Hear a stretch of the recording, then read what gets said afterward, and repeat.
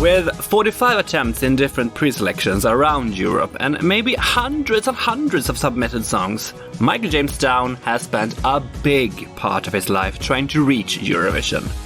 According to Wikipedia, he has competed in 11 countries since 2012, but never reached our beloved contest.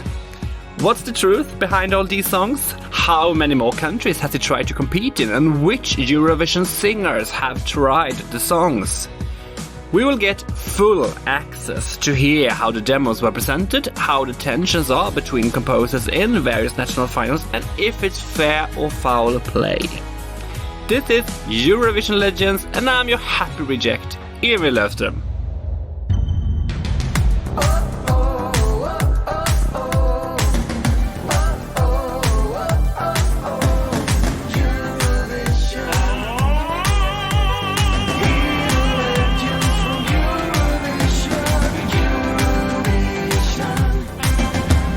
Welcome to Eurovision Legends, Michael James Down.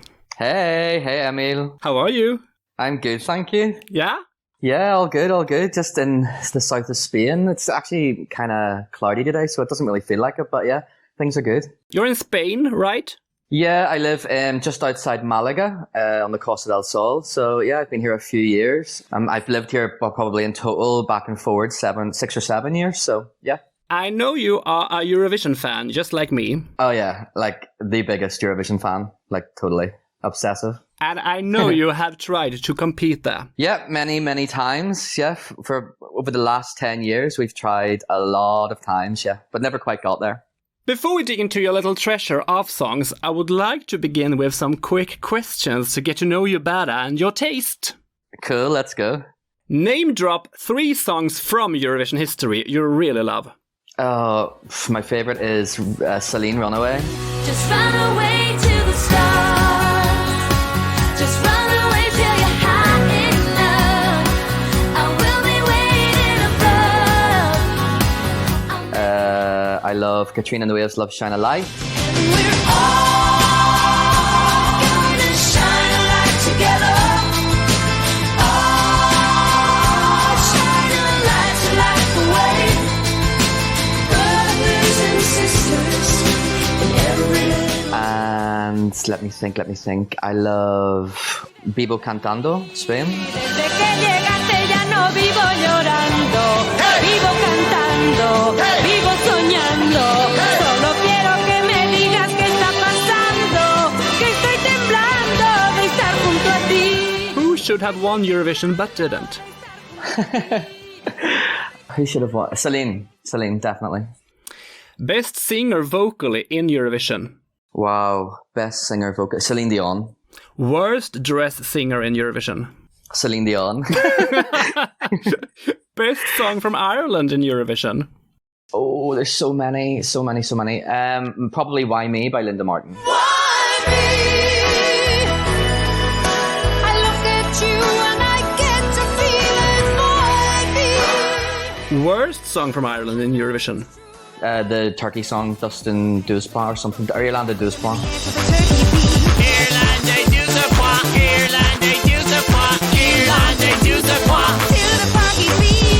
Composer that has inspired you the most? The composer that has inspired me the most? Probably Thomas Gayson. Favorite year in Eurovision and why? 2002, because it's the first contest where I didn't have any run up to it in terms of know anything that was really happening. But then I heard about it from a TV magazine on the day it was of the show, the Saturday. And I watched it that night by myself in my mum's living room. And I was just like, oh my God, I've arrived. This is just amazing. So that was my favorite, 2002. Favorite country in Eurovision besides Ireland? Sweden. Who do you wish to take part again in Eurovision? Charlotte Perrelli. Who do you not wish to see again on a Eurovision stage? Oh, quite a lot. I don't know. I don't know. Which artist from Eurovision would you like to compete in Eurovision with a song composed by you, besides Dustin the Turkey? Charlotte Perrelli. Which of your own competing songs do you like the least? The one I like the least, or maybe do I cringe at any? No, I don't really have one that I dislike so much. No, I don't really have one. Which song has been sent the most times before it was picked by a country? Let me think. Maybe... You know, what usually happens is that the songs that get picked aren't sent around that much, actually. It's normally the ones that are sent around 8 or 9 times, the ones still on all the writers' hard drives, you know? So coming off the top of my head, I actually can't think of an answer for that either. Which country do you prefer to compete in? Out of all of the countries I've competed with or been part of, there's a lot of different, you know, each country has a different reason. I guess the one with the most hype that I've ever done was maybe Finland doing, you know, UMK. It was fun. Last question. Which artist from Eurovision would you not like to work with? I'd work with anybody. I mean, unless they're, you know, until they work with me and I get a bad vibe or something bad happens, I'm happy to work with anybody. Great, you survived the first part. Cool. Usually I say good and let's move on, but this time I have some follow-up questions. I wonder, you said here before, and I know it from before, that you really love Anna Salin and the song Runaway. Favorite Eurovision song ever, hands down, easily, yeah. Have you tried to work with her? Yeah, I contacted Anna about whenever, I think it was maybe 2 or 3 years ago, when Victor Krohn did Estilau. 2019. 2019. Yeah, I'm going to get the years mixed up, by the way, so you can help me with that. I think it was that year they announced they were allowing foreign singers again. And I remember as soon as the broadcasters announced the deadlines, I am like straight into thinking, right, let me read the rules, let me see how's this going to work. And that year, I was like, that morning that the rules came out, I remember I was like, first thing in the morning, I just messaged Anna Selena, and I was thinking maybe she won't get back to me, but she did. And she was like, yeah, I really want to do this. I really want to do this. She was so excited. And then obviously, you know, I sent her demos and she liked a few things, but actually what she really wanted to do at the time, I think, and is still doing now, is writing her own stuff. And at the time, I know maybe it was a short deadline, or maybe she rethought it and didn't want to do it with us that year. I don't know, but whatever happened, that kind of fizzled out and we didn't work on it. But I'm still in contact with her, and she seems like such a nice girl too. So I hopefully we'll do something with her sometime. Great. I'm very excited about this, since we have 45 songs here that you have competed with. And I believe and hope we are not going to talk about them all, because that would be an extremely long episode and we would die of old age. But we are going to talk about many of them, where you have something to reveal and tell us. And please help me out here, because I know every song is co-written with other composers, and I will not have knowledge about which songs are composed by who, but I do know that all these 45 songs have 2 things in common. And the first is you, and the second is that it didn't reach Eurovision. Yeah, that's true. Shall we begin with 2012? Yeah, let's go. Because that year, you competed in the Romanian pre-selection with the song This Must Be Love. Mm-hmm. Was this the first time you tried out to reach Eurovision? It was, yeah. 2012 was the first year that I thought, okay, let's try this. Let's see if we can. I mean, at the time, it wasn't even about getting to Eurovision. At the time, it was being a Eurovision fan who just, you know, finished like studying music. And as a child, I always did musical theatre and things like that. And I at the time, it was just, I just want to get a song to a national final, just for the kind of pleasure of that. And, you know, it was the start of my songwriting career too. So it was very innocent and there was no big master plan. But yeah, so I actually met, when I went to Eurovision in 2010, Oslo, and I went to Eurovision in Düsseldorf, 2011. And when I was in Düsseldorf, I met a guy called Primož Poglajen. Yeah. I work with to this day. We run a music company called High Key Music with Will Taylor.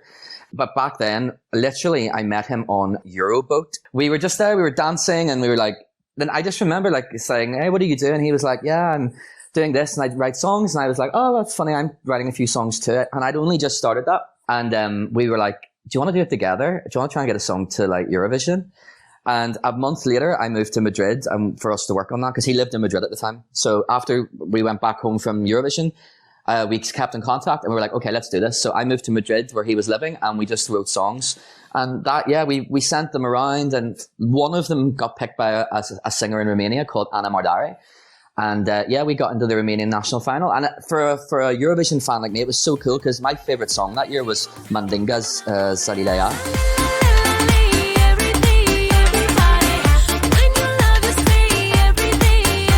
How many countries did you send songs to, you think?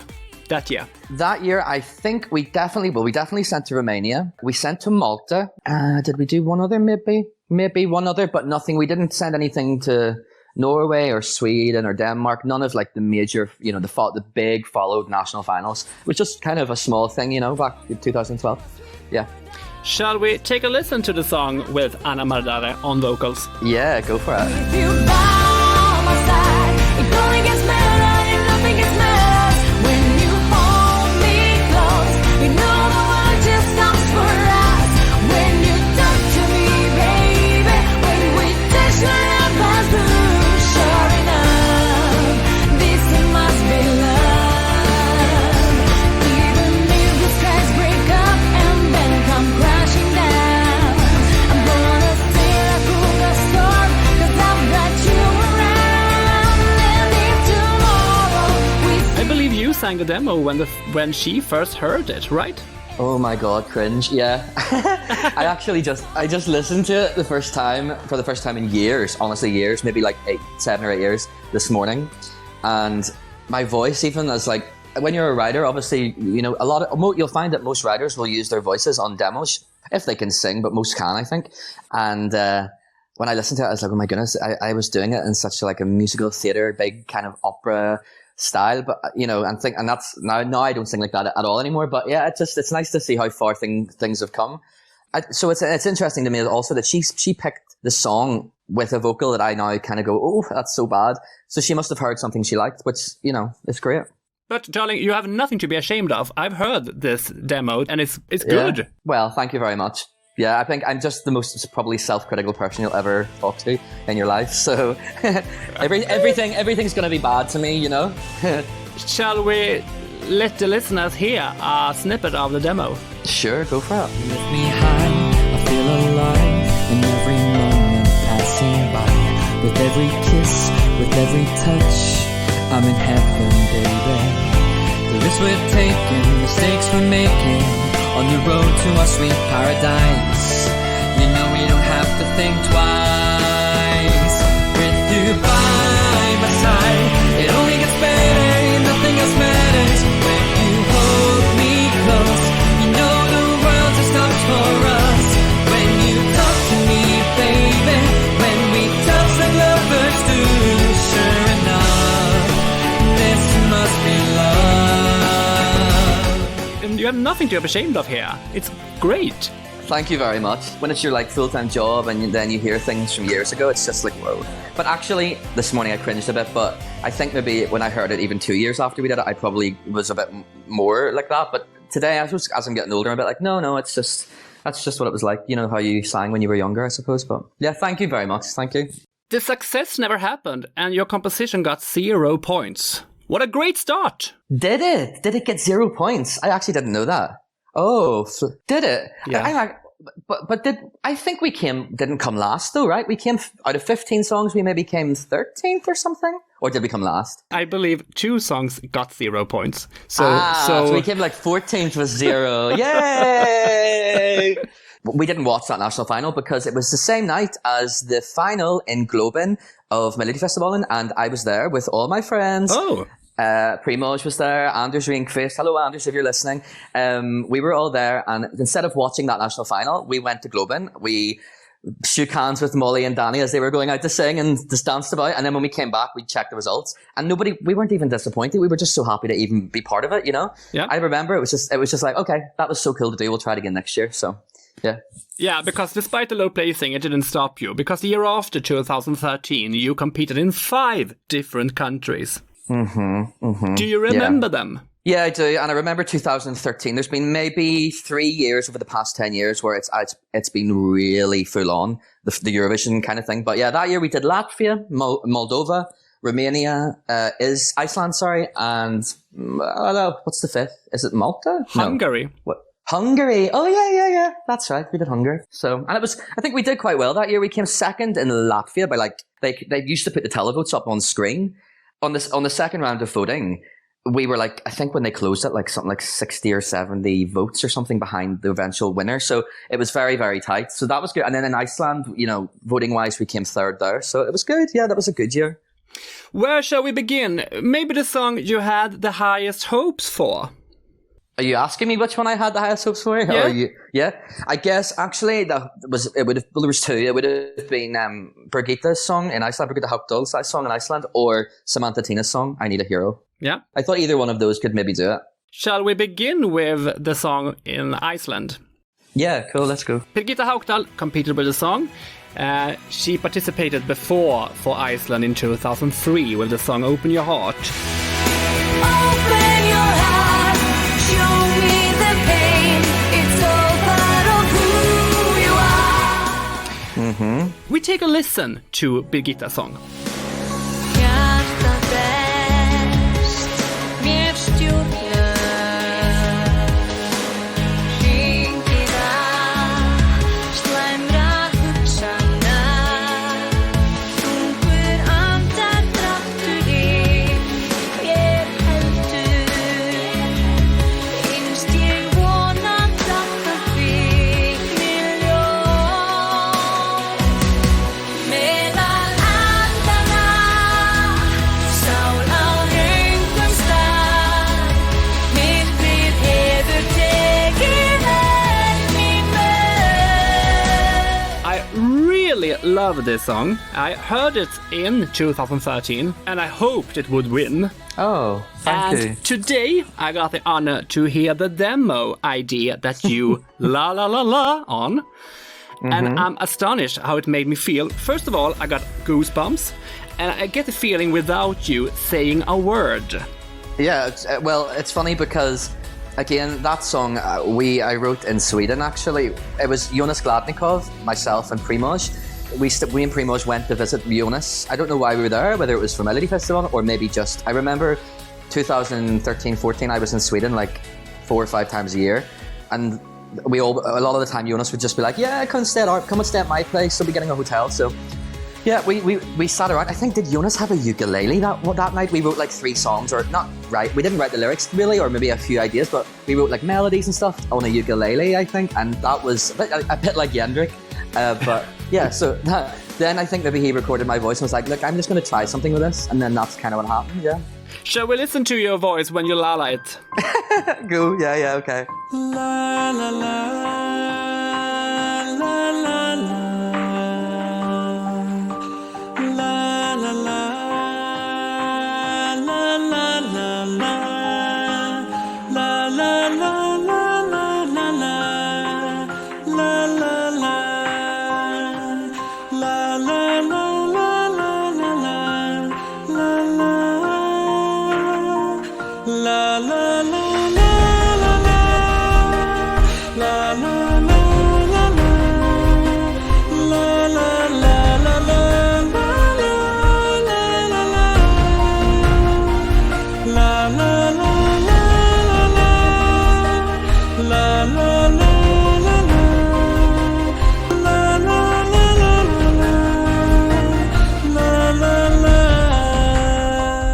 The bridge to the chorus.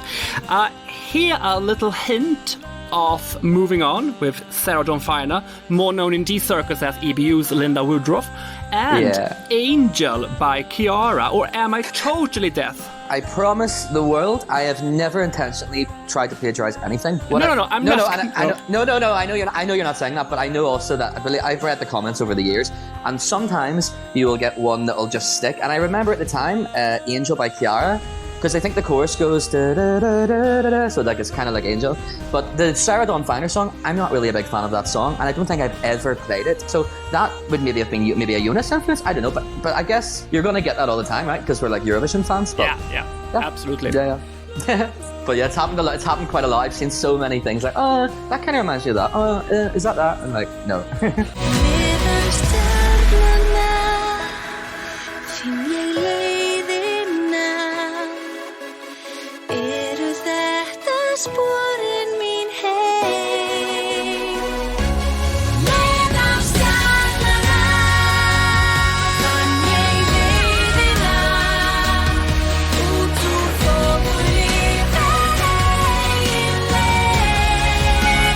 You got a third place with this song? Well, it was interesting because we went to the semi-finals and in our semi-final, Johanna, do you remember, Johanna 2009? Yeah. She was up against us and everybody kind of thought, well, it's like, Birgitta was kind of like, she was a really big star. I think she still is a big star in Iceland, but Johanna was the big star and everyone was putting their hopes into her. So we kind of thought, it's possible we might not even get through here. But we got through to the final and Johanna went out. And then when we got to the final in Iceland, and I think they do this to be nice, they only actually place the super final top two. They don't actually place the next ones. But then they released the voting statistics, and when they were released in the final, we actually came third. We just missed out on the super final, so which is still great. Okay, great. Because online I read it was unplaced. Yeah, exactly. We go to Latvia. Yay. Because there you ended second. What can you tell us about the song I Need a Hero? Most of the songs that I've ever written, Eurovision or not, are with usually, I would say 70 to 80% of them are with about the same 5 people. And then the other 10% are with maybe another 10 people. And then I have like 5 to 10% of songs which are written I've only ever written a couple of songs with these writers. And one of them would be I Need a Hero. I wrote it with Marcus Fresnel, Beatrice Robertson. Oh, yeah. Yeah, she wrote, did she write Donny Montel's Waiting for Tonight or Waiting for This Night? I think she wrote that with Jonas Stander. They sent me a really, really acoustic kind of version of the song, like just her, Beatrice, singing it. Once again, I'm standing here under the rain. Will you find me soon? I don't know where I am. Is it true? Is it all because I doubt it? I need a miracle, just a miracle like you. I need a hero who can open up my heart. I need a hero to hold me once again. I need a hero. Oh, I need a hero who can open up my heart. I need a hero to hold me once again. And I had this idea. I was like, do you know what I want to do, guys?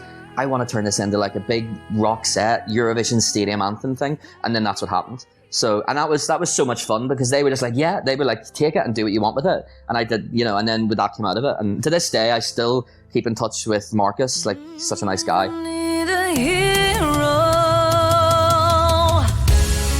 Once again, I have lost myself somewhere along the road. Don't know where, I don't know where it happened, but I don't wanna go. I really wanna come home. Will you find me? Don't wanna hide anymore. I need a hero who can open up my heart. I need a hero to hold me once again. I need a hero. He was my everything now. I'm pretty sure your composition would have given Latvia a better outcome in Stockholm than a last place in the semi-final. Here we go, so alive in the sky. Well, I'm not going to say anything. I mean, there's been a lot of times over the years where we wonder if any sort of foul play has taken place. And I would say the majority of the times, no. And even in a lot of the countries and national finals, which a lot of the fans are quick to say, oh, that's definitely foul play, that's definitely corrupt. No, most of the time, actually, it isn't, and that's coming from somebody on the inside. But there are a few times where we've even questioned, I don't know. But that year, yeah, that's one of the more kind of difficult ones to kind of make a decision on, I guess. Samantha Tina is competing this year for Latvia in Rotterdam with something I wouldn't call a song. It's more like a 3-minute sound. Well, I will say, though, that I absolutely loved her song last year. I mean, loved it to the point, it was maybe my number 2 or 3 of the year. This year, I see what she's trying to do. It's like trying to do like a mix of like K-poppy, Europop, kind of diva stuff. But I don't know if maybe she's just got it right this year. But all good luck to her, because I remember at the time she was so professional, and she has the dream that we have of getting to Eurovision. She's been trying. She's been trying since 2010, I think, maybe even before, or 2011. So 1 year before us. And then she got to Eurovision last year, and then COVID didn't even make Eurovision happen. So I'm sure that girl has been like stressed to the hilt. But good luck to her. Oh my goodness, I wish her all the luck in the world. You also went to Romania again. Yep. And got a second place. Moldova in 2013. Sorry. Yeah, we did. We went. We had a lot of songs in Moldova. But you got second place then with Runaways, the song by Boris Covalli. Yep. Sunrise, blue skies, your eyes shelter me from the scars and the battles that I fought. I can take no more pretending I am stranded on your shore. I wanna run away. I wanna fly away.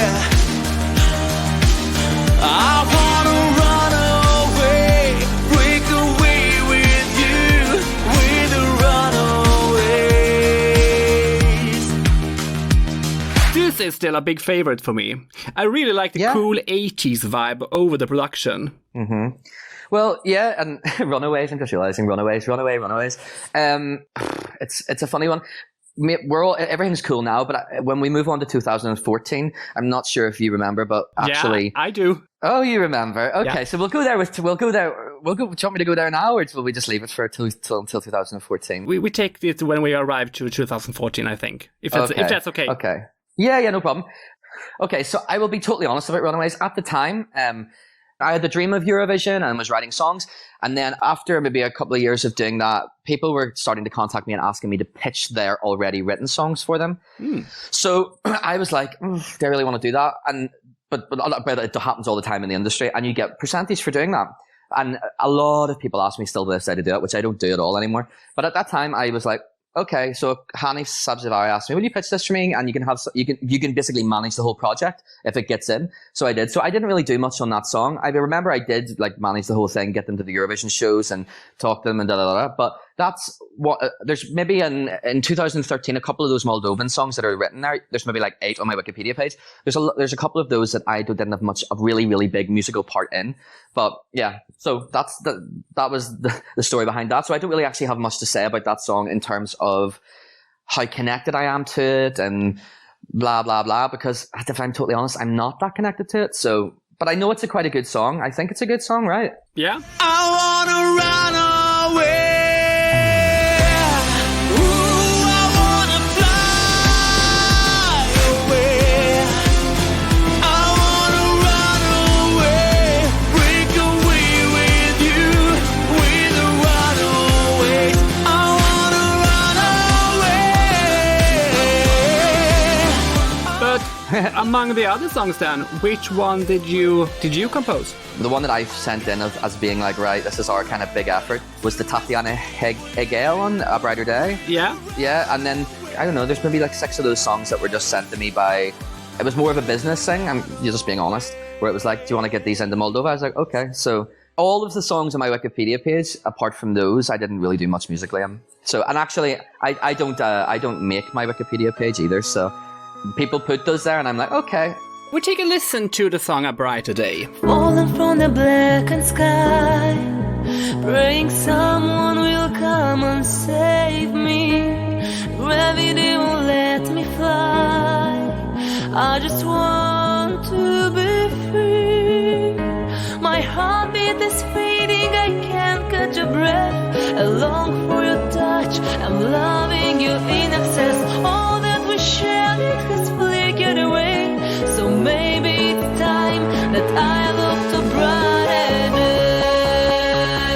day. What is it like as a native English speaker to give away a song to a singer who is worse in English than I am, or a rock? The thing you have to remember here is that back then, most of the singers that we worked with, their English wasn't great. And we weren't in the position to work with the stars of the countries back then. We were working with, I mean, I worked my ass off back then trying to get people to sing our songs who were some sort of level where we felt that an all-round level of maybe they were a little bit known, they could sing well enough, they were good enough on stage, they could move, they looked well. So, because who's going to work with these brand new people on the scene? You know, they're going to work with the big people. So we've had to work our way up. And as the years have went on, of course now, when people contact me for a song, I will always kind of vet them on that. So, but no, back then, to be honest, it was more a case of, again, just so happy to have a song there and thinking if she wins in Moldova, because they're not going to understand, well, general public aren't going to get the bad accent. Well, what will happen is if we win, well, I'll coach her and we'll get her some lessons. And by the time she gets to Eurovision, she'll be good. You know, I'm always kind of thinking of this is the step we have to do now, and then once we've dealt with that, let's do the next thing. So that's kind of how we would deal with that. Did you record this song with anyone else? I'm asking because I really think this is a good song. Okay, no. Do you? Yeah. No, we didn't actually. No, we didn't. It was written. It was two Portuguese guys messaged me and were like, "Look, we have this like base of a song. Will you help us?" And I was like, "Yeah, okay, cool." And but they were like, it's for Moldova Eurovision and it's for this girl. So they led that project and I just was like, okay, let's do it. So there was nobody tried it out. And it was just for her. Okay. Even if you haven't composed the song or written the lyrics, I must ask, what is a freaky thong? Oh my God. Jonas Gladnikov, if you're listening, I know you'll get a laugh out of this. Oh my goodness, that's still a joke to us to this day.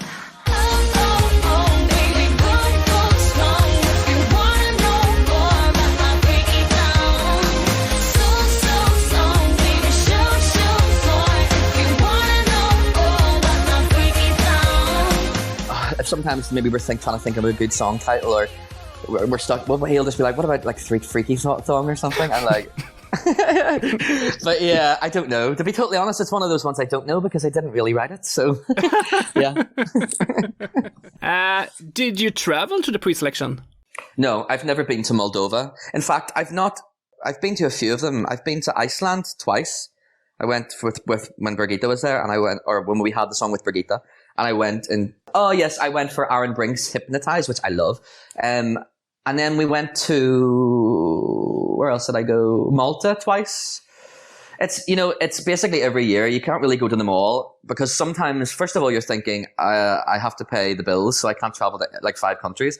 And second of all, they all clash. Like maybe Iceland's national final will be on the same night as Moldova's. So it's like you kind of have to pick where you want to go. So I picked Iceland maybe for that. So. Shall we move forward to 2014? Yes, please. Or do you have anything else you wish to say? 2013's done. Let's forget about that year. In 2014, your compositions got competed in 4 countries. But from the beginning it was 5. But one song got replaced. I'm talking about Flying with Boris Covalli, that you competed with the year before in Moldova. Here all alone, I'm thinking about you, about the pain you put me through. I'm trying to move on, I'm trying to forget you, but I just can't face the truth. I'll end this war, I'll stop the thunder, so drop your weapons behind the battle line, 'cause I know in the end I'll be fine.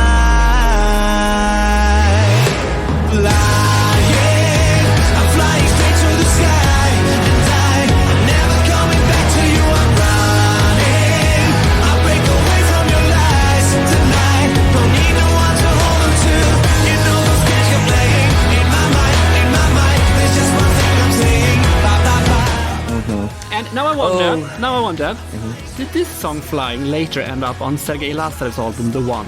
Yeah, it did. Yeah. And Sergey knows that as well. Now I won't cry over our memories.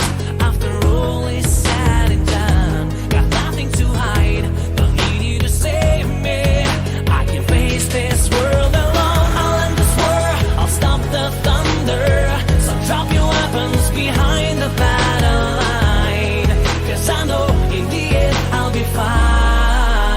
Yeah. Flying, I'm flying straight through the sky.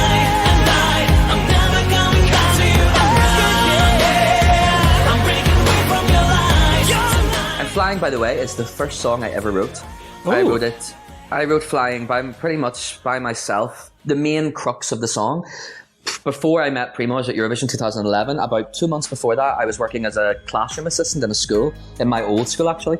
And like just at lunchtimes, I would maybe go to the music studio there. And just one day, I was like, right, I'm going to write a song. And I wrote that. Flying, I'm flying straight through the sky, and I'm never coming back to you. I'm running, I'm breaking away from your lies tonight. Don't need no one to hold on to. Boris chose it as his song for the following year, and everybody believed in it. We all believed in it. His management believed in it. Well, we thought they did. The TV seemed to as well.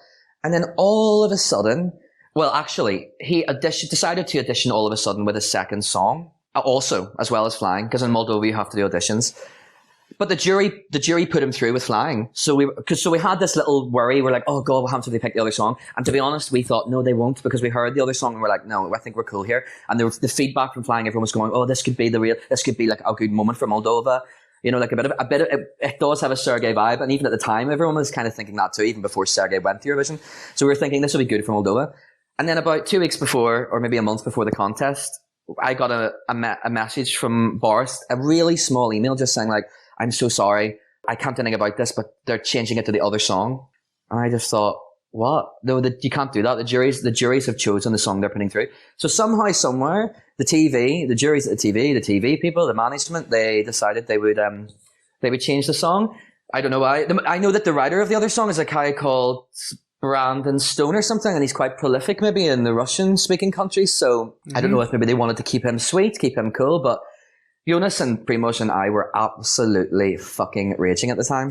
Yeah. We We actually like contacted them and we're like, we were going to get a lawyer involved. And, you know, if it had been now, back then we hadn't a penny, right? So we didn't have the money to do it. But if it had been now, I'm pretty sure we would get someone involved because we were so annoyed. You know, it might only be to a lot of people a song at a Moldovan national final, but to us, it was so much work. It's months of work and studio work, admin work, coaching, artist work, trying to liaise between management and TV. And it was just like, how could they do this? So anyways, but it's funny because the one person that we never took it personally with and kept in contact with was Boris, and he never got personal with us. So it was obviously a decision from his team. He was being controlled at the time, I think, about what his decisions were. So to this day, Boris and I are still friends. We still stay in touch, and I think he knows it was a really bad time, a bad situation, but I think it was more than anything, it was probably to do with money. So. But who owned the copyrights for the song? Had you sold it? Us. No. Okay. No. We didn't. Thank God we didn't. If we had, we would maybe we would have charged him for, well, as we do anyway, we would charge them for the master buyout or the production work. And no, but we never did that. That was us back in the day. And to this day, if we really, really believe in a singer from a country and we were like, okay, we really want you to do this song, and they're like, we don't have the money. We're like, as long as you can promise us and sign a contract to say you're going to do this with us, you don't need to pay anything. But back then it was like that. So yeah, so I just remember one day Sergey Lazarev thinking, oh, this song would be perfect for him. And about 2 years later, and I just sent it to him, and Sergey Lazarev got back to me and was like, I want this song. And in fact, we ended up doing like 9 songs with Sergey Lazarev from me sending that song. So I think everything works out for a reason. Yeah. Yeah. So in 2014 then, you competed in Switzerland, Finland, Malta and Hungary. Uh-huh. But this time the outcome was rather poor, despite you singing one of the songs yourselves. Yeah, well actually, I will say that me singing the songs myself was never a question of me trying to get to Eurovision. Never, ever. I would have shit myself if the Swiss broadcaster had have said, come and audition for us. I probably wouldn't have went. Yeah. You know, that was more a case of me just having a little bit of fun, a bit of poppy fun, and also for us, for visibility, really. You'll notice me online, I post a lot, you know, a lot of our stuff, and it's just for visibility so people see us, you know? Yeah. There was so much high hopes after 2013 because of the second place, third place, you know, well, and then the second place in Moldova, you know, that as well. So there was 2 second places and a third place. There was a lot of high hopes. And yeah, that year was just a bit of a kind of bombed really. And we just thought, okay. And the following year, 2015, you'll see that again, I just did a little song for Switzerland, but at the same time, behind the scenes, I remember us all being very, very focused on, do you know what we need to do? We need to really learn how to write songs even better here. We were writing songs every week. And then we came back in 2016. We go back to 2014. Okay. And to the Europop smash song, It's Not Impossible, because this song is actually the main reason you and I are familiar with each other, because I heard this song 7 years ago and thought it was fantastic, and I decided to write to you on Facebook and share my love for it with you. Do you remember this? That's right. You know, I didn't remember it until... Why the fuck not? Until we spoke a few weeks ago, but as soon as you did tell me that, it was like, boom, that memory came flashing back to me. And do you know why not? Because when you messaged me that night, I remember I was sitting in my bedroom, my mum's house in Belfast, in Northern Ireland. And I remember you were just one of a few people, like, you know, on Facebook, like it was. But I remember you were one of the very few people that would have went out of their way to say, oh, that's really good, that's really nice. And I think I'm pretty sure I was like, thank you so much, right? Of course. Yeah. I love that you love it, because at the time, I mean, I love it too. You know, I wouldn't have done it if I didn't love it. Sometimes it all goes wrong and you don't know what to do. Sometimes the road feels rough with no destination, and you feel like giving up 'cause there is no end in sight. But hold on, just be strong and remember that I'm standing here beside you till the end of all time, and I'm gonna lift you up, I'll take you higher. When you reach to the stars, don't be afraid of the fall, don't surrender. It's not impossible. I'm standing here beside you till the end of all time, and I'm gonna lift you up, I'll take you higher. When you reach to the stars, don't be afraid of the fall, don't surrender. It's not impossible. Yeah, this song is, as you know, my go-to song on the treadmill That's at so the gym good. still 7 years later. I like this Euro-ish modern talking flirt. Yeah. Do you know what? Yeah, you've got the demo. I sent you the demo as well. That was Jonas Gladnikov produced that up. I think Primoz Bogdan and I just started with a really basic production and wrote it maybe sometime. Jonas then made like a more of an 80s vibe to it. It's not impossible.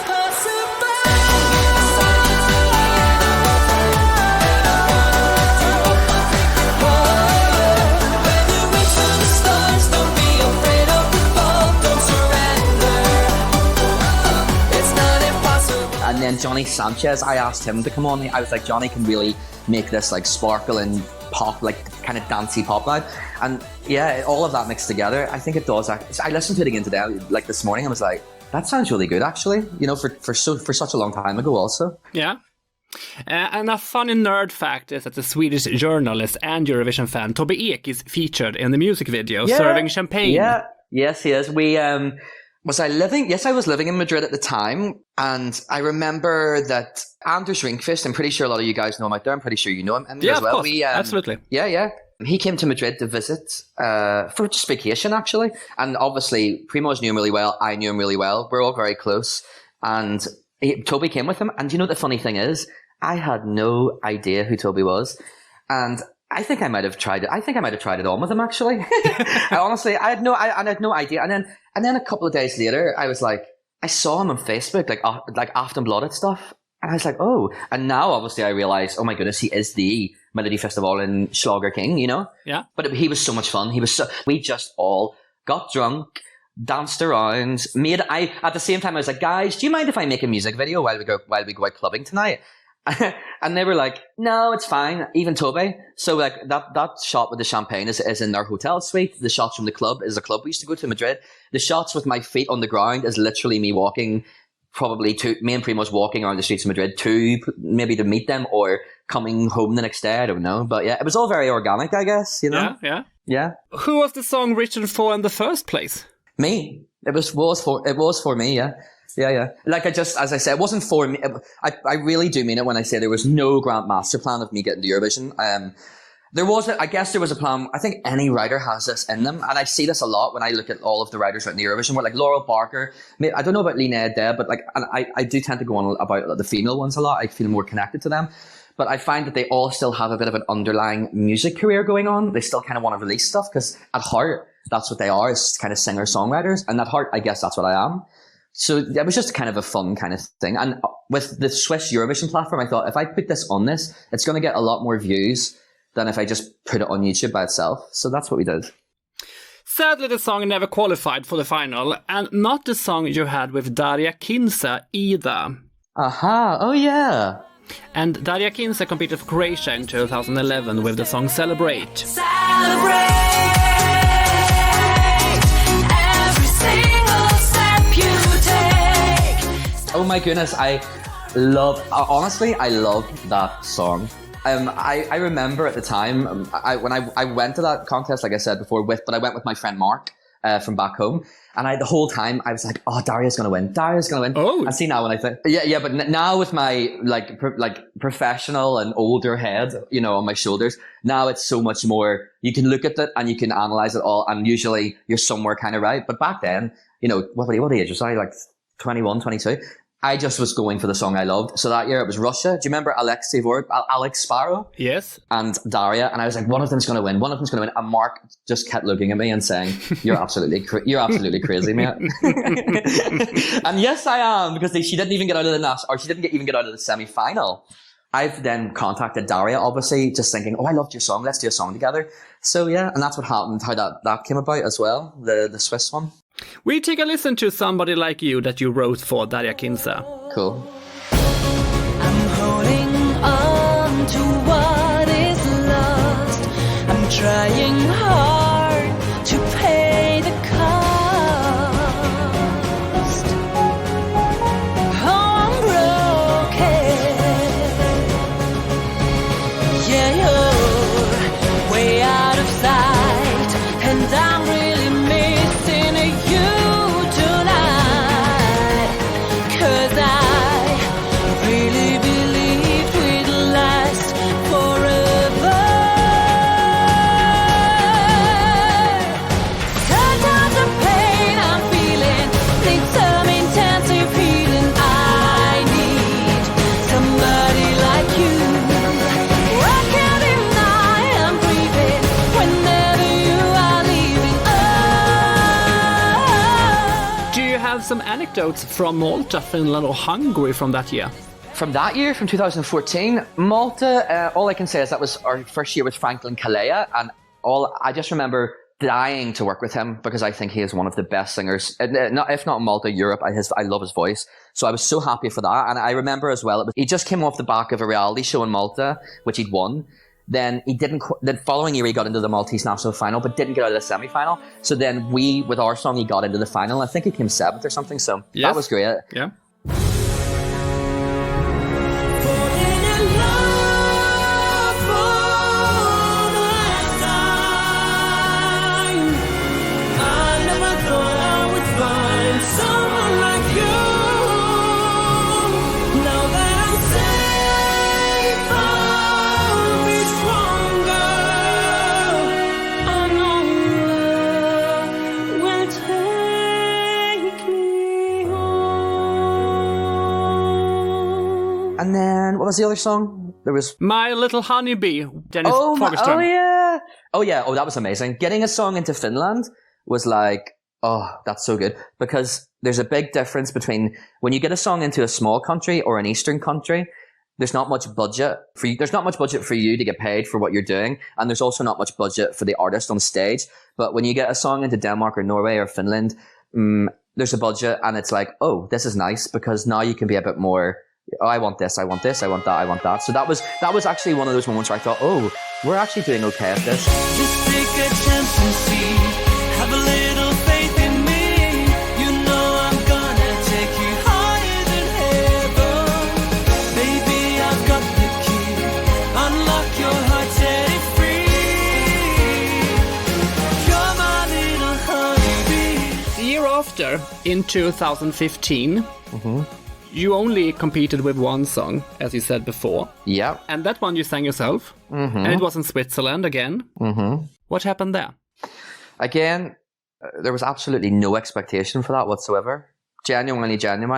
At that point, I actually remember editing the video myself. I don't know, it was after some... No, I just remember at the time I was doing a lot of like self-editing videos and writing loads of songs, and just kind of like trying to learn how to do it right. It takes, what is it they say? It takes 10 years or 10,000 hours of work to be a pro at something. So I'm coming up now to 10 years in May, and I'm feeling good about what's happening in my career. But back then, every time something didn't work out, I never took it like a rejection. I never ever have. And I think that's because whenever I was younger, I did a lot of musical theatre, went to a lot of auditions, and was always told no, no, no, no, no, and then yes, and then no, no. So I never took it like that. I always took it as, right, I need to get better at this. So in 2015, Primož and me and Jonas and just everybody, we were all just writing, like if I look back at my emails from that time, I'm pretty sure it was just song, of which probably a lot of them were then released later on. So yeah, it was a bit of a gap that year in terms of having songs at the contest. And maybe I was tired as well, I don't know.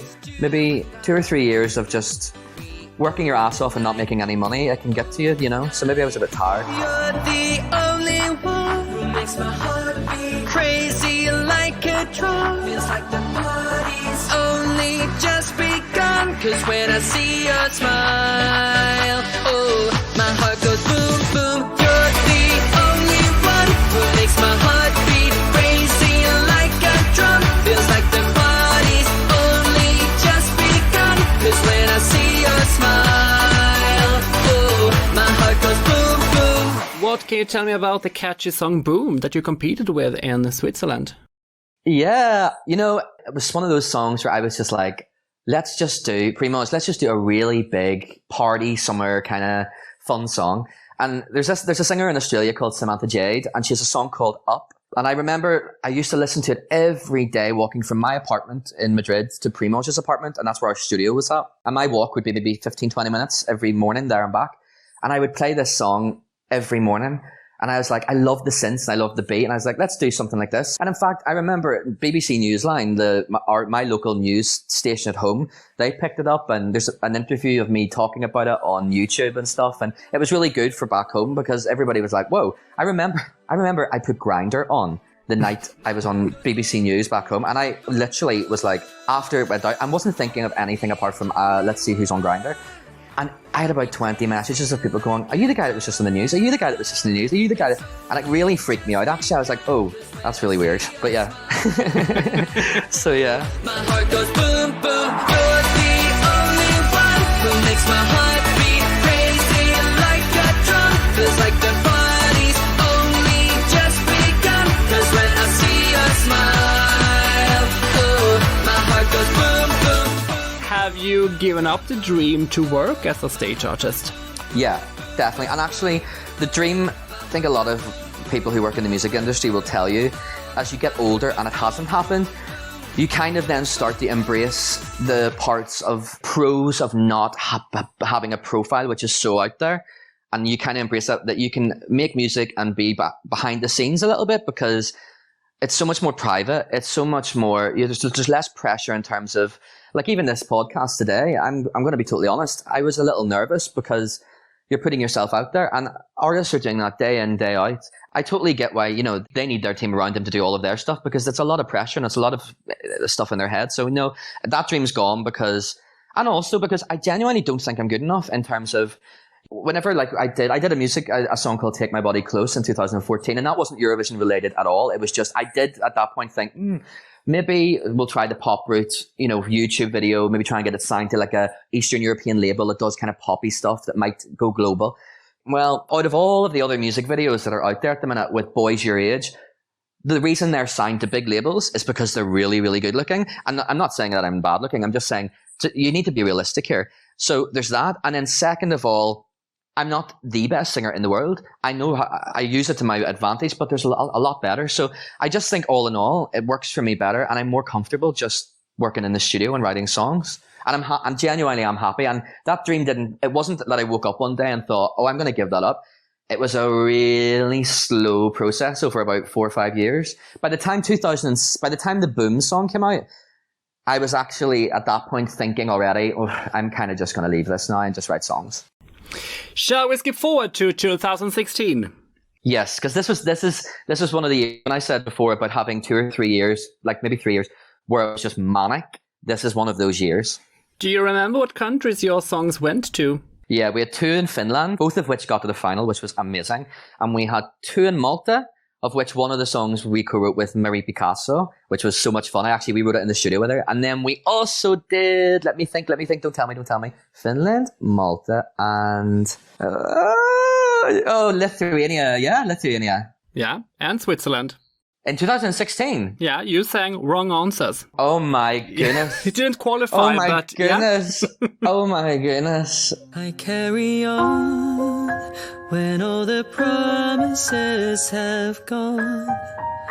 Without a house to call my home, only me who believes in a dream when the answers are all wrong.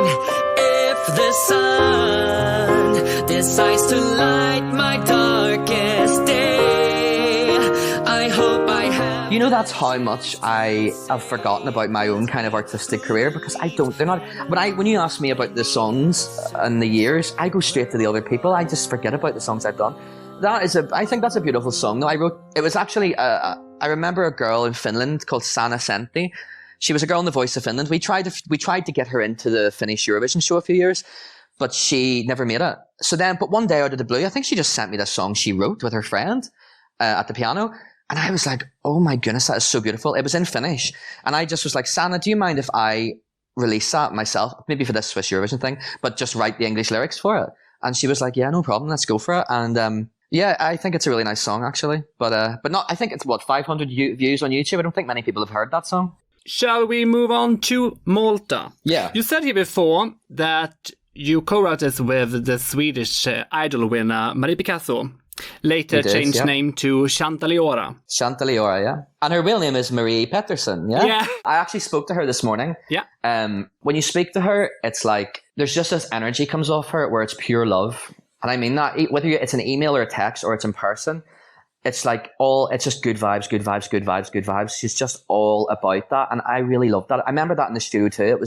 She was really like, she's one of those songwriters that is so connected to her emotions. So, and I know that the song that we wrote alive at the time, I wasn't, I was just like, we need this song. We're need to get in the Melody Festival and because that by the way was our first chance. Even though the song ended up in Malta, that was our first real go at like Melody Festival. And I remember Warner Sweden's A&R, Robert Skoronsky, he hooked us up with her, and I went over for a co-write session, and then we thought, okay, we might have a chance here, a bit of a comeback for her, because I know she'd went through so much, medical issues and things. And at the time I was so just, come on, let's write the song. But now when I look back and listen to the lyrics of that song, it's just, she was so pouring her heart into that in terms of what she'd been through, So more power to her, I say.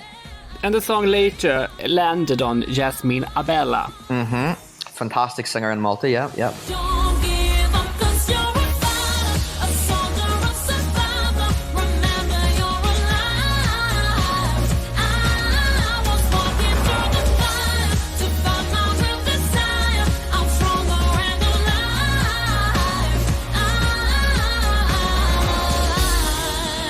alive. It was just one of those things where we didn't get into Melody Festival. In fact, we sent it in and we didn't hear anything. So with Marie, she wanted to do it with her. You know, she felt that she was ready at the time, and I felt so too. And we went back and forward a little bit. I remember Robert Skoronsky saying he didn't think the bridge in the song was good enough in the first version, so we made a second version. In fact, I think the version you've got is maybe version 5. And that actually is sometimes when I start thinking, oh, I don't know if this is going to work now, because by the time you get down to version 5 of a song, I feel like if it didn't work at version 1 or 2, probably it's not going to work. And it didn't. But anyways, so we sent it. I sent it to a guy called Paul Abella. Do you know who Paul Abella is in Malta? Absolutely. I love this. I feel like I forget I'm talking on a podcast about Eurovision. I'm so used to explaining these things to people who haven't a clue about Eurovision. So you all know. So anyway, Paul Abella was looking for a song for Jasmine Abella. We sent it over and they were like, yeah, let's do it. And by the way, when we went, I met Georgina. You know Georgina Abella? Yes. She is a diva, but in the best sense of the word. She is fabulous. I mean, like, I think I had a glass of wine with her before the show started that night, and she was just talking about like Eurovision and her doing Eurovision and she was wearing this amazing dress and her hair was huge and she looked like, I don't know, like 10 years younger than she probably was. That was such a fabulous experience, that whole project. And Marie came to Malta. Marie and I in the after party, got on the stage and danced and performed the song drunk to the whole place. It was just one of those crazy kind of nights and times. It was so much fun. Ira Losco won later in Malta with the song Chameleon, but instead changed the song to Walk on Water. Can we hear the demo that Marie Picasso sang? Of course you can. Here it comes. I'm so weak. I'm begging you to save me. Oh Lord, kill me or destroy me. I can't live like this anymore.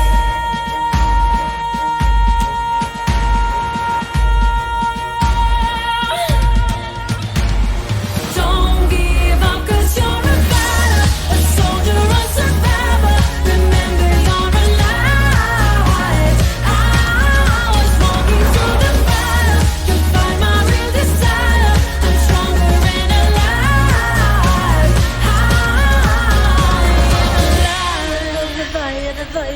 I am alive, I'm alive, I am alive, I'm alive, I am alive, I'm alive. She got back to me this morning. That's why I was saying about her good vibe. She was so up for it. And she did say, for me to say maybe as well, that she has more music coming next year and that she's working with people in the US. So, but yeah, Ira Losco, won. And do you know what I remember from backstage at that national final? No? Do you remember that at the time Brooke Golden was the favourite to win? Well, sorry, Ira was the favourite to win. She was always going to win, but Brooke Golden was like, everybody knew it was so much more of a better song, so much better song than Ira's. Yeah. And I remember at the time we went to Malta, but we knew Ira was going to win. It was like, it's one of those ones where I had no bad feeling towards Ira and her team, but it was already won before the show had started. And I just remember on the night, Brooke was just amazing and it should have really won. And the team cried. Like, it was Aidan O'Connor from Ireland and Sarah Biglert and a couple of Swedish people, Yeah. And everybody was but genuinely. Like, I've never ever cried at not winning, and I've never ever been that deep where it's like, but I just remember and I felt it myself. I felt for them that night. I was like, oh, I feel so bad for you guys because you really should have won, Yeah. It's really disappointing to me when the song that should have won comes second through, I don't know, through lots of 14 songs, I believe. 14 songs? Yeah, I think it was 14 songs in the final in Malta. Yeah. Both of ours got through to the final, which was really fun. Yeah, but we never thought we would win that show. We were there, honestly. 2016, Jonas Gladnikov, myself, and Will Taylor, we rented a little apartment in Malta for like 5 or 6 days, and I think we just were drunk for 5 or 6 days, to be totally honest. We just had we were professional when we needed to go places and be professional, but the rest of the time we were just eating in nice restaurants or ordering food, playing music, drinking wine, drinking beer, and just having fun and seeing Malta. Malta's a really nice place. We must talk about the song United that competed in Lithuania. Yeah, one of my favorites. Yeah, and you sang the demo, right? Well, for me, a demo is like when I take my time to record the song nicely to send to the artist. But when we don't have time, or like if they say, oh, Lithuania needs songs in 2 weeks, well, if I want a specific singer and we have to record her, well, I will just quickly record a really bad cue vocal, and that's what I've sent you. All the little children looking for a brighter day. I just want to give them rainbows and smiles. Everybody standing at the edge of universe. Nobody demanding nothing from us. We can achieve if we believe it. Oh, on and on and on and on we go. Together we're as one. We stand united. If you're feeling down and you're alone, together we'll be one and stand united. I'm gonna be totally honest. I loved Paulina Gagarina's song "A Million Voices" the year before. Yeah. And I actually... Who didn't? Who didn't, exactly.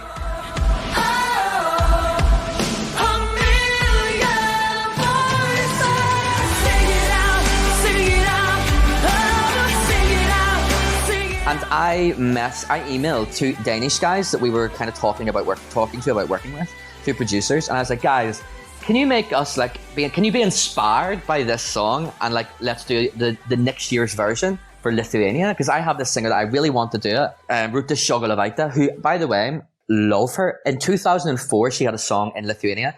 There's called Over. I absolutely fell in love with her and the song and just thought, whoa, what a voice. And she came second. And I remember at the time it was all about, there was a lot of bad kind of people saying there was a lot of corruption involved and blah, blah, blah. And I always remember thinking, if I ever, I want to work with that girl. If I ever do Eurovision, I want to go with her. So anyways, we did that. I sent her the song and she was like, yes, I want to do it.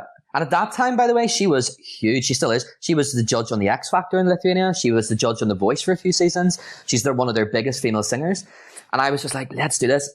And it was a massive national final that year in Lithuania also. They had 7 or 8 shows, every Saturday night. And, but I remember the first thing that came out was, oh, it's Paulina's song, only a new version. And actually somebody on YouTube has posted a video of Paulina on stage at Eurovision 2015 with United on top, and it always makes us laugh. It is so funny. Oh, let's all make a change for years to come. Together we're as one, we stand united. Shout it out and let the whole world know. We'll always be as one and stand united. The world is full of madness, hiding it behind a smile. When the fear is endless, look to your heart. The first few steps might be the hardest, but don't be afraid to go on. Let's all make a change for years to come. Together we're as one. So you mean this bombastic ballad was specially tailored for this girl? Yeah, it was. She said she wanted something like Disney-ish, but not too sweet. But yes, I know United is sweet. But so I thought, okay, let's do Disney and Eurovision and put them together. And I thought Paulina's song was more like stadium. It wasn't just. I think if you listen to United, it's like being inspired by Paulina, but Disneyfying it. That's how I would describe it. And the lyric as well. I know it's as cheesy as it is. A lot of my lyrics, especially the earlier ones, and when it's Eurovision related, are about not giving up or uniting the world. And because to me, that's the whole point of Eurovision. You know what I mean? Bringing people together and telling people it's going to be okay. We're all fans of Eurovision and we listen to the songs, day in, day out, all year round. But for the average Joe who's sitting with the TV on that Saturday night in May, they might just hear something that they need to hear, or they might hear something they connect with, and then all of these people around the world connect with. And I think that is what is so amazing about it. So yeah, I'm always thinking about that now as well. It's not just, it's trying to say something and trying to cheesy again, make a change. Do you know what I mean? Or help somebody. So yeah. That's what United's totally about that. If you listen to the lyrics and stuff, it's totally about coming together and being strong and lifting your head up and all of that stuff. So together forever. We're gonna stand as one. Together forever. We're united. Oh, let's all make a change for years to come. Together we're as one. We stand united. the years we get in, it's obviously the years where the broadcasters think we need more songs, so we'll let the foreign writers in. Because remember, we're also going to be bottom of the list of the writers to get in. The majority of the songs in a Finnish national final or a Lithuanian national final are going to be from the people from those countries, unless they can't find the songs, and then we get picked. But yeah, that year Lithuania was actually, I have had the feeling of we're going to win once. But we'll get there when we go through the more years. I'll tell you which one that is. I think I've only ever had that feeling of we're gonna win once, and then we didn't. I believe I know which song that is, but we save that for later. Okay. One thing I always thought was that you got a second place in Finland, but today I learned you got a fifth place with the song Good Enough. Mm-hmm. I've always thought it came second. No, it came fifth. Yeah, there was 9 songs, we came fifth, and then we had another song came ninth. But Good Enough for me, I think it is good enough to have got a better place. But I don't think the live performance, I think they weren't in the best. I think they were nervous. I think they weren't in the best, maybe, moment of their lives. I don't know. I just don't know what happened there. But also the staging of that song was completely wrong. I don't know whose idea that was at Ila to do that, but I just saw that is not good. So that took a lot away from it.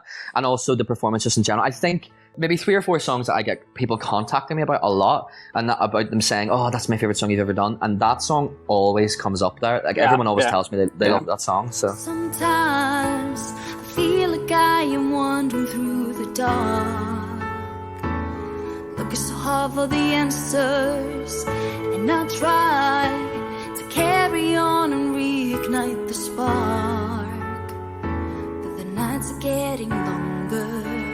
Just give your heart a time to heal. It's a pain you can't conceal. Whoa, whoa, whoa. We all believe we're stronger if we hold it in a little longer. Trying to hide behind the lie, keeping everything locked inside. But only silence haunts you, and no one really understands you. Pick yourself right back up. You're better than just good. but actually it reached the charts. I think it was like top 10 or something in Finland, or like maybe even higher. I don't know, maybe 5 or something. I don't know, something like that. I really think the studio version sounds like a winner. Yeah, that can happen. Sometimes it can happen both ways. So sometimes you'll have the studio version sounding like a winner, and then live it just doesn't work. And then sometimes you'll have a version or a song which you think, oh, this isn't good enough, and then live, with the live mixing, the live show, the vocals, you just go, whoa, they brought that to life, you know. Yeah. So you can be surprised at times. I can certainly be surprised at times. How was the song Good Enough presented to Annika and Kimmo? I think that at that time, what I was doing was literally going through every singer in every European country and just contact them. Now, they had to be somebody that I thought was good, of course, but a lot. I mean, I know really like everybody. And I think Kimmo got back to me. He'd done the contest the year before. He was called Angelo Denile or Angelo Denile or something.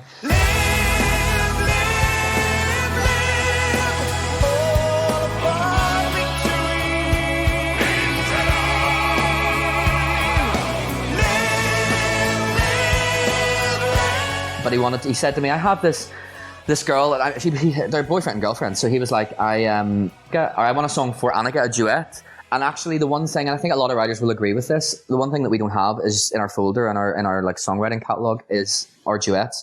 So I went to Primoge's apartment that afternoon. I was like, right, we need to write a duet. And honestly, we wrote that in like an evening, and we sent it to Jonas and Matthew, who were on the song with us. And they were like, you know what, apart from a couple of changes, they were like, that's really good.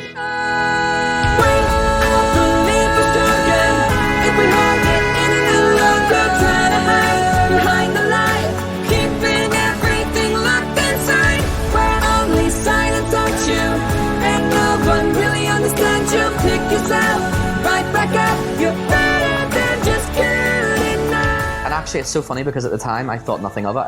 There's many times I'll finish a song and be like, oh, this is so good, so good. But then that time I was like, this is nice. But actually it turned out to be one of the songs that people seem to really love. So yeah, as soon as I sent it to them, Kimmo was like, we're doing this. And yeah, that was it. So yeah, instead Finland sent Sanja with the song Sing It Away, and Europe said no, go away. And they missed the final. Yeah. What can you tell me about the other song in Finland then? I was just going to say, that's a running theme, by the way. A lot of the national finals that we've taken part in, the winner has gone on to not actually qualify to the final of Eurovision. I'm not sure what that really says. I'm going to take it as they just picked the wrong song, you know. But yeah, no, the other song that we had, yes, Tuli Okinen sang it. She'd already done the Finnish national final, I think a few times before with a band. Again, such a lovely girl. There's just some people that you start working with, and you're like, oh, this is going to be so lovely. Like, I'm going to have so much fun the next 2 or 3 months just doing this whole project. And she was one of them. She's so nice. And again, like, her confidence grew and grew and grew. Like, if you even compare her semi-final performance to the final, she was so much better in the final. And I don't think she deserved a ninth place, you know. But then it was quite a good national final, so. One by one, I recall your words. No one ever has to know about you and me. You're so far, but I'm still hurting.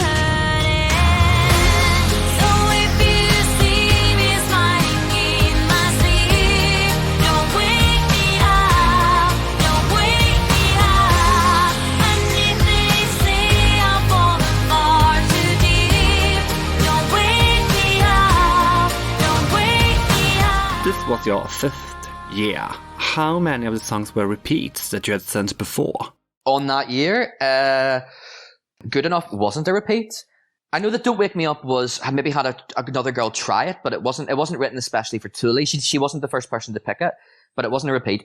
Good Enough, they were the first person to pick that song.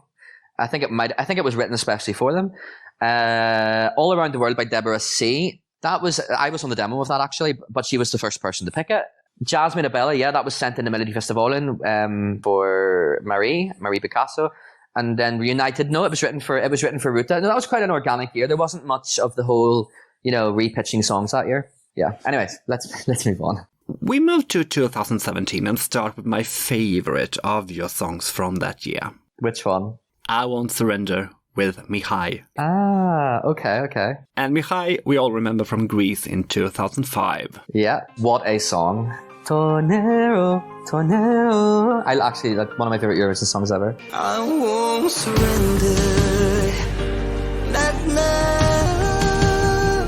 I won't surrender. All my fears bring me down. No more pretending. I'll stand my ground. 'Cause with you, I just won't surrender. Was I Won't Surrender his song from start, or did anyone else try it out? No, we've never. No, it was tried out. Sorry, yeah, it wasn't his song from the start. Franklin Kalea tried it for Malta. In fact, he sent it in. He sent in 3 songs to Malta in 2015, would it have been, or 16? The year that he did the song with Alexander Rybak, he sent in 2 songs by us also, and we were like, "Please, Franklin, only send 1 song." And I was like, we were like literally begging him, trying to get the guy to sign contracts. And he was like, "I'm going to send in 2," and then he was like, "I'm going to send in 3," and then the third song was this song with Alexander Rybak. And as soon as that was on the table, I just said to the guys here, I was like, "Guys, you do realize that no matter how good our songs sound, they're going to pick the Alexander Rybak song and like the Maltese people for the promotion, for the name, for the hype." And of course they did. So anyways, yeah, he recorded it for that. And I'm pretty sure there's been interest. There's many of the songs, even if they don't get recorded, like I have a couple of songs that I know, like Flying, for example, the one we talked about before.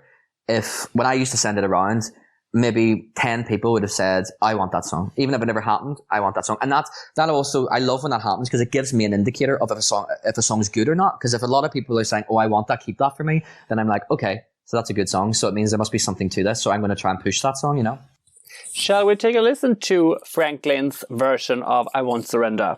Please do. I love this guy's voice. He's fantastic. I'm pretty sure he'll go to Eurovision someday from Malta. And if he has the right song, he could do amazing. We're standing on the edge again. I'm hoping, trying not to break. We've battled through harder storms than this. Anything is possible if we don't give in. I won't surrender, not now. I won't surrender. When my fears bring me down, no more pretending. I'll stand my ground, 'cause I know I just won't surrender. I can't sing at all myself, but I do understand that this song is pretty hard to sing. Yeah, it needs a big range. So I wonder, who sang the demo? Did you do that. Yeah, I sang the demo. In fact, the demo's not too bad. I mean, it's very melodyne, so it's like, if you don't know what melodyne is, it's like, there's like, we could say auto-tuned, I suppose, but it's very edited. But I mean, yeah, I like a bit of a screamer song, so yeah. I mean, I'll maybe send you that and you can maybe play it. I won't surrender. No, no. I won't surrender. Though my fears bringing me down, I won't surrender. I'll stand my ground. 'Cause with you by my side, I won't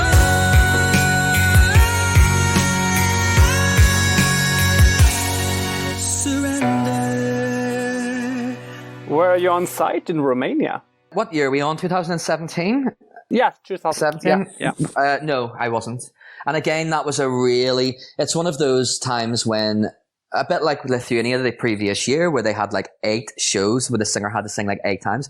Romania that year did a huge show. They had like an audition process, but where the singer had to do it on TV. Then they had to come back and do something else, I remember. And then there was a quarterfinal, semifinal. Was there a quarterfinal, semifinal, final? I think it was I remember it being performed on TV like 4 times at least. I don't know. But no, I wasn't there. And Mihai had it all under control. I mean, it's crazy to think that as a singer in Romania, he didn't have a manager, right? And in Romania, like, he was able to come out and sing the song in the semi-final and the final that well under that amount of pressure. And also, he lives in Constanza, I think. He'd probably driven up with his backing vocalist, or I think he told me he used to get the train, like the overnight train, and he'd be organizing costumes and hotels and money. And I was like, whoa, it blew my mind. And actually, the only time I will say this, in the auditions, when he did the audition, I remember thinking, you're really tired. I looked at him and thought, vocally, he was a bit not as on it. I mean, compared to anybody else, he would be sounding amazing, but he was a bit tired. And I just thought, oh, it's just a bit too much. But then he came out in the actual shows and in the national final and just blew everybody away. So, not enough to win though. Again, not enough to win. Fucking Yodel song. Oh my god. You came second to Heidi in the Alps with a lot of yodeling. Did you see that coming? Or at least, did you hear her coming? Yeah. Did I hear him coming? No, do you know, first of all, I will say, I was joking there when I says fucking Yodel song, because the thing is, I love that song. And on the night at Eurovision, my mum and my brother, I watched it in Belfast with my mum and my brother, and they were like, how can you, like, I think I had a couple of glasses of wine and I was like up kind of like half dancing around the living room, and they were like, how can you be supporting this? They beat you. And I was like, it doesn't matter. I just think it's so much fun.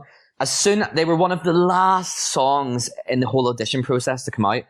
And as soon as they came out, Alinka in her little red dress singing like that, and then the song and the chorus, I was just like, I remember messaging Jonas and Will, just everybody who we were kind of working with, and being like, yeah, by the way, this is going to win. And yeah, and they had, and I remember at the time, it was actually me and Primoz and Nicholas Haas, we had done the I Won't Surrender, but then we are like best mates and work really closely with Jonas Gladnikov and Will Taylor, and they had Sandra's song, Walk On By, wasn't it? And it was getting a lot of good like reviews. But I knew, I think maybe, I guess maybe it wasn't a rivalry there, but it was a fun rivalry. But deep down, I think I knew anyway, and I think we all did, that the Yodel song was going to 100% win, And even in the Romanian national final, the jurors, I think one of the jurors marked us way down because we weren't Romanian, so whatever. You also competed in Iceland, Lithuania, Malta, and Belarus. Okay, so you're going to have to remind me of all the songs, but I think it was another crazy year, right? Yeah, you had one song in each country. Okay, so Iceland was Aaron Brink, right? Yes. That's probably the song that I wish had won. Positivity always comes for free. I can see your smile shining back at me. Everything will be okay. Like a light, you got the way. Only living for today. We got the love inside of us, and we just gotta let it show. You got a heart that I can trust, and I will never let it go. I was running round in circles till it came and hit me right between the eyes. Oh, you got me hypnotized. We got the love inside of us, and we just gotta let it show. You got a heart that I can trust.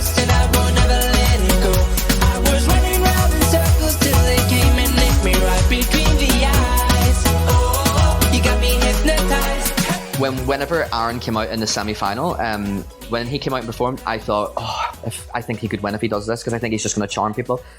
But in the final, no, we didn't. We came fourth. And then Paper again went on to not qualify from the semi-final in Eurovision. This seems to happen all the time. But yeah, so, and then in what other countries did we do? We did Belarus. Was that Let's Come Together by Napoli? Yeah. Great. I love that song. I think I've sent you the demo of that, which I sing, it's slower and a whole different kind of production vibe. You're gonna stand up on your own feet. Where there's will, there is always a way. So tonight we take flight over land, over sea. Show them who we can be. Like the life in your eyes. You know we can achieve if we'd only believe. Ayo, ayo, let's come together. It's now or never. Feel the feeling in your heart. Feel the beating in your heart. Ayo, ayo, let's come together. Ayo, ayo, let's come together. Ayo, ayo, it's now or never. Feel the feeling in your heart. Feel the beating in your heart. Ayo, ayo, let's come together.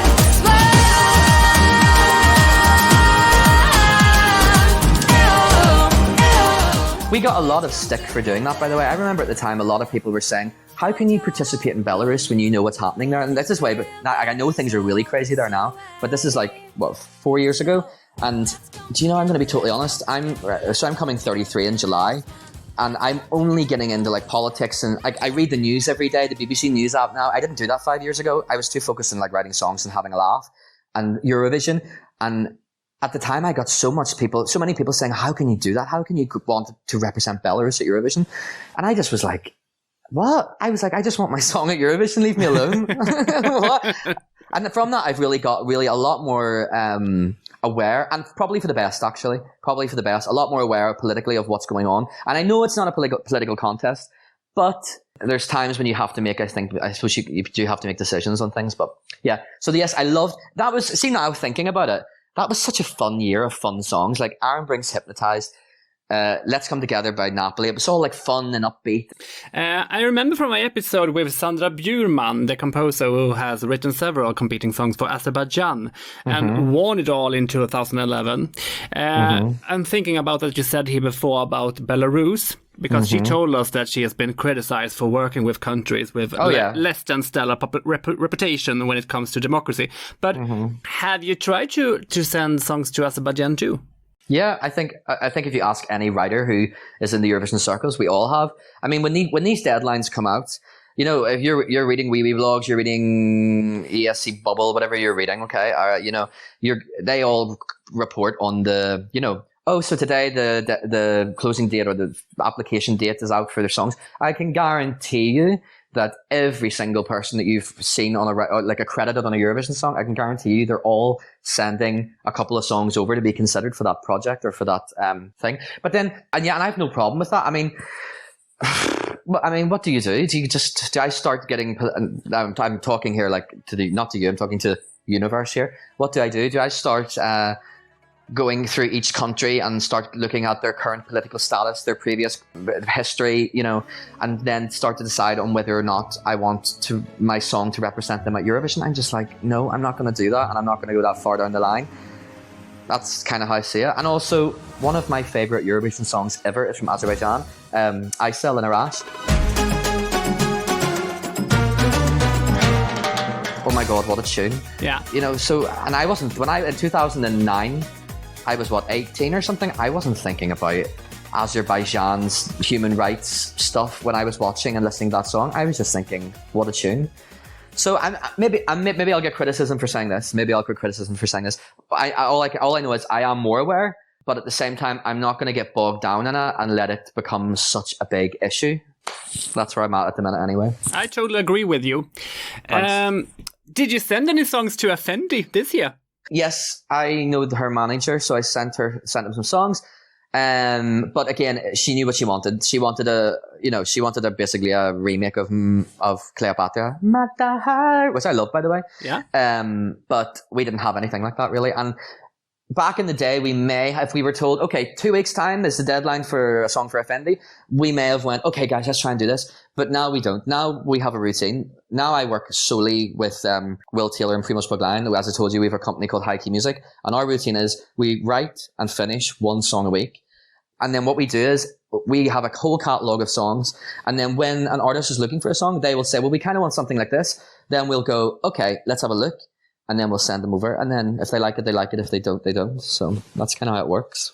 Let's continue and let's talk about the year. You had 10 songs in 7 different countries. Oh, stress central. We stop here now when it's getting so exciting and end its first episode of 2 with a demo of Flying that Boris Covalli withdrew from Moldova in 2014. The demo we're going to hear is sung by none other than Jakob Sveistrup, who participated for Denmark in 2005 with the song Talking to You. And by the way, the second episode with Michael James Down is already out.